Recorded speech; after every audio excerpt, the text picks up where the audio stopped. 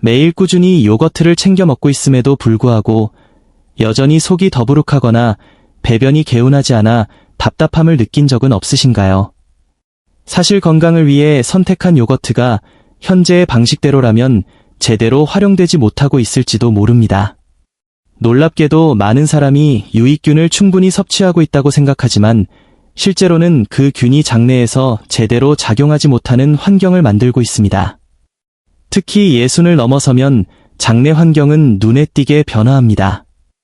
아무런 관리 없이 방치하면 유익균은 점점 줄어들고 대신 부패를 일으키는 유해균이 빠르게 증식하게 됩니다. 이것이 바로 체내에 노폐물이 쌓이고 배변 상태가 나빠지는 근본적인 이유입니다.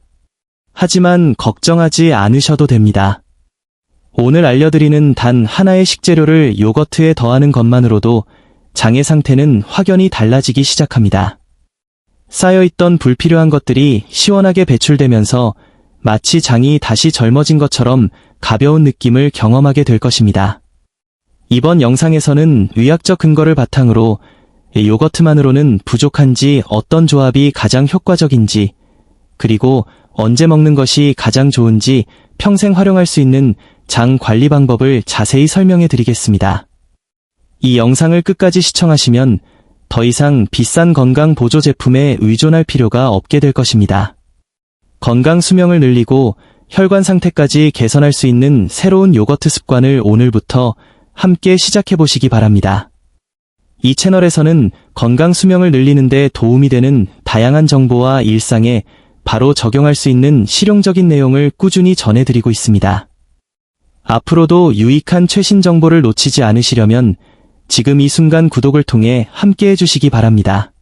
도대체 왜 이렇게까지 장이 중요하다고 강조하는 걸까요? 그 이유는 장이 단순히 음식을 소화하는 기관을 넘어 우리 몸 전체 면역의 약 70%를 책임지는 가장 거대한 면역 기관이기 때문입니다. 특히 60을 넘어서면 몸속 비피더스균의 수는 아기 때와 비교했을 때 현저히 줄어들기 시작합니다. 아무런 관리도 하지 않으면 장 안에는 노폐물이 쌓이고 그 과정에서 발생한 독소가 혈액을 타고 온몸을 돌아다니게 됩니다.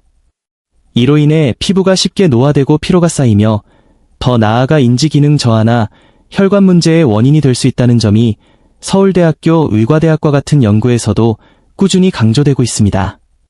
그래서 현재 의료계에서 가장 주목하고 있는 개념이 바로 신바이오틱스입니다. 혹시 프로바이오틱스라는 말을 들어보셨나요? 이것은 요거트 등에 들어있는 유익균 그 자체를 의미합니다. 반대로 그 유익균이 먹고 자라는 영양분을 프리바이오틱스라고 부릅니다. 이 두 가지를 함께 섭취하는 것, 즉 유익균과 그 먹이를 동시에 장으로 보내는 전략이 바로 신바이오틱스입니다. 쉽게 비유하자면 장 속에 뛰어난 병사를 보내는 것에 그치지 않고 그 병사들이 계속 싸울 수 있도록 충분한 식량까지 함께 들려보내는 것과 같은 원리입니다. 이 방법을 실천하느냐에 따라 요거트의 효과는 완전히 다른 결과를 만들어냅니다. 단순히 요거트만 먹는 사람과 전략적으로 먹이를 함께 더해 섭취하는 사람은 몇 년 뒤 건강검진 결과에서 큰 차이를 보일 수밖에 없습니다. 여기서 조금 불편한 이야기를 하나 드리겠습니다. 만약 아무런 전략 없이 요거트만 먹고 있다면 그 안에 들어있는 유익균은 과연 어떻게 될까요? 실제로는 먹이가 없는 상태로 장에 도달한 균들이 충분히 증식하지 못하고 그대로 몸 밖으로 배출되는 경우가 대부분입니다. 이렇게 되면 건강을 위해 투자한 시간과 비용이 무의미해질 수 있습니다. 더 심각한 문제는 유익균이 제대로 자라지 못하는 환경에서 오히려 유해균이 더 빠르게 늘어난다는 점입니다. 유해균은 우리가 섭취한 단백질 등을 먹이로 삼아 암모니아나 황화수소 같은 유해 물질을 만들어냅니다. 이것이 변의 냄새를 심하게 만들고 가스를 유발하는 주요 원인이 됩니다. 장 안에 며칠 동안 방치된 음식물 쓰레기가 그대로 쌓여있는 상태를 상상해 보십시오. 그 부패 과정에서 생긴 독소는 장벽을 통해 흡수되어 끈적한 혈액으로 변하고 결국 온몸을 순환하게 됩니다. 이러한 과정이 노화를 빠르게 진행시키는 중요한 원인 중 하나로 지목되고 있습니다. 그렇기 때문에 이제 우리는 단순히 유익균을 섭취하는 단계를 넘어 장 안에서 그 균을 제대로 키워내는 단계로 나아가야 합니다. 이를 위해서는 요거트에 한 가지를 더하는 작은 습관이 필요합니다. 바로 그 한 가지 변화가 당신의 장을 부패가 일어나는 환경에서 건강한 발효가 이루어지는 환경으로 바꾸는 결정적인 전환점이 될 수 있습니다. 이제 무엇을 넣어야 하는지에 대한 핵심으로 들어가 보겠습니다. 요거트에 함께 넣는 재료로 자주 언급되는 것이 꿀과 올리고당, 그리고 바나나입니다. 이 세 가지는 모두 훌륭한 식품이지만 연세대학교 의과대학 등의 연구에서도 강조하듯이 의학적인 관점에서 보면 각각 분명한 장점과 주의점이 존재합니다. 결론부터 말씀드리면 이 세 가지를 어떻게 구분해서 활용하느냐에 따라 장 건강의 효율은 눈에 띄게 달라집니다. 먼저 꿀에는 글루콘산이라는 성분이 포함되어 있어 비피더스균의 증식을 돕는 역할을 합니다. 또한 살균 작용이 있어 목 건강에도 도움이 됩니다. 하지만 꿀의 주요 성분은 당분이기 때문에 혈당 관리가 필요한 분들이나 체중을 조절 중인 분들은 과도한 섭취를 피해야 합니다. 따라서 꿀은 기본적인 보조 역할로 추가적인 효과를 더하는 정도로 활용하는 것이 바람직합니다. 다음으로 바나나는 단순한 과일이 아니라 장 건강에 있어 매우 뛰어난 식품입니다. 식이섬유뿐만 아니라 저항성 전분이 포함되어 있기 때문입니다. 이 성분은 소장에서 흡수되지 않고 그대로 대장까지 도달하여 유익균의 훌륭한 먹이가 됩니다. 특히 약간 덜 익은 상태의 바나나는 완전히 익은 바나나보다 저항성 전분 함량이 더 높아 유익균 증식에 훨씬 유리합니다. 그리고 여기서 중요한 선택지가 바로 올리고당입니다. 만약 가장 빠르고 확실하게 유익균을 늘리고 싶다면 올리고당이 가장 강력한 선택이 될 수 있습니다. 올리고당은 소장에서 거의 흡수되지 않고 곧바로 대장까지 도달하여 유익균만을 위한 직접적인 영양 공급원이 됩니다. 특히 주목할 점은 유해균은 이 성분을 제대로 활용하지 못한다는 점입니다. 즉, 유익균만 선택적으로 활성화할 수 있는 효율적인 구조를 가지고 있습니다.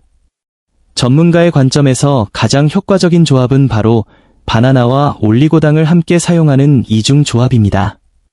바나나의 풍부한 식이섬유와 올리고당이 공급하는 영양이 동시에 작용하면 요거트 속 유익균은 매우 빠른 속도로 증식하게 됩니다. 이 조합을 단 2주일만 꾸준히 실천해 보십시오.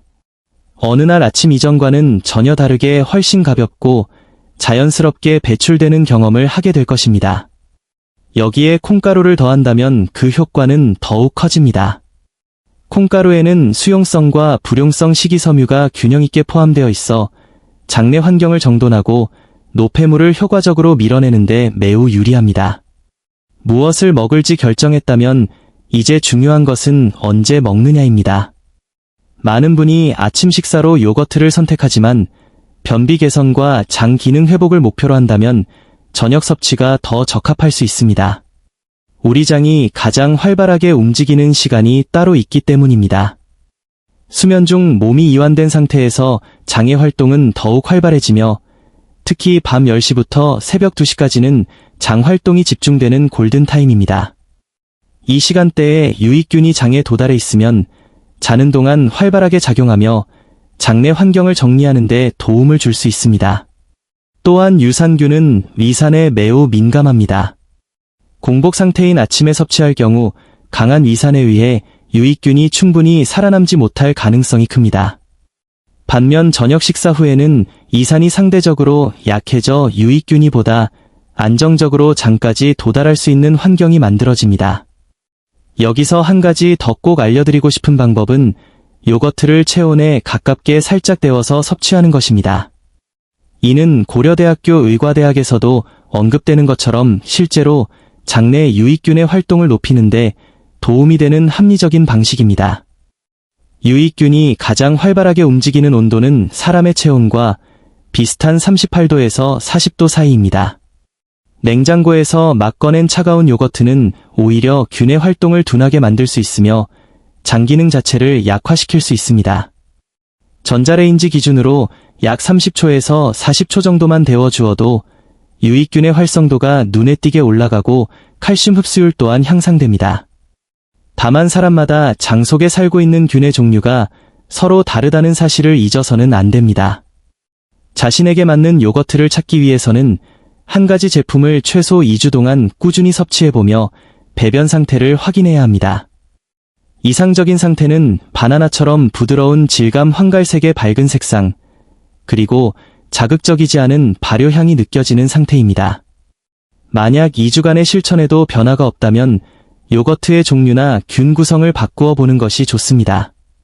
자신에게 맞는 균을 찾게 되면 혈관 나이까지 낮아질 수 있다는 연구 결과가 있습니다.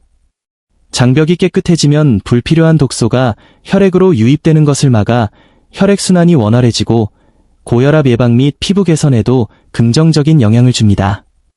결국 장 관리라는 것은 단순히 배변 문제를 해결하는 수준을 넘어 우리 몸을 내부부터 다시 정비하고 활력을 되찾게 하는 중요한 과정입니다. 오늘 말씀드린 내용을 정리하면 단순히 유익균만 섭취하는 것이 아니라 먹이까지 함께 공급하는 신바이오틱스 개념을 실천하는 것입니다. 가장 효과적인 조합은 요거트에 바나나와 올리고당, 그리고 콩가루를 곁들이는 방식이며 이를 저녁 식사 후 따뜻하게 데워 드시는 것이 좋습니다. 이러한 작은 습관의 변화가 몇 년 뒤 여러분의 건강 상태를 크게 바꿔 놓을 수 있습니다. 더 이상 나이가 들었으니 어쩔 수 없다고 생각하지 마십시오. 우리의 장은 올바르게 관리해 주기만 하면 나이에 상관없이 충분히 회복될 수 있습니다. 그 변화는 바로 오늘 냉장고 속 요거트에 무엇을 더할지 선택하는 아주 작은 행동에서 시작됩니다. 이 영상이 여러분의 건강한 삶의 작은 계기가 되기를 바랍니다. 실천해보시고 느끼신 변화나 자신만의 방법이 있다면 댓글로 나누어 주시기 바랍니다. 여러분의 장이 편안해지고 하루하루가 더 밝아지기를 진심으로 응원합니다. 시청해주셔서 감사합니다.